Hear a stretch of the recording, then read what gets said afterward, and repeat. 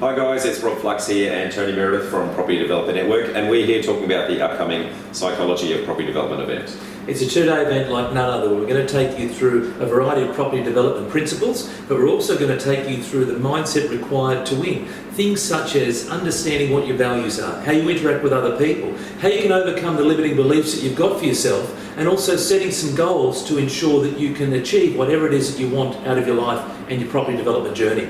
So whilst it's set in a property development context, it will apply to any part of your life. But from a property sense, you're going to understand a little bit more about yourself and how to interact with others. That's going to help you massively in your negotiation process. It's also going to help you in being able to interact and motivate the teams of people that you're going to be dealing with on your journey, and how to deal with the inevitable issues that are going to come up on your journey.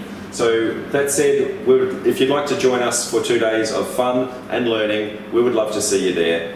Click on one of the links either above, below, sideways, or wherever. Just click on a link and we'd love to see you there. And we would love to see you there. Bye for now.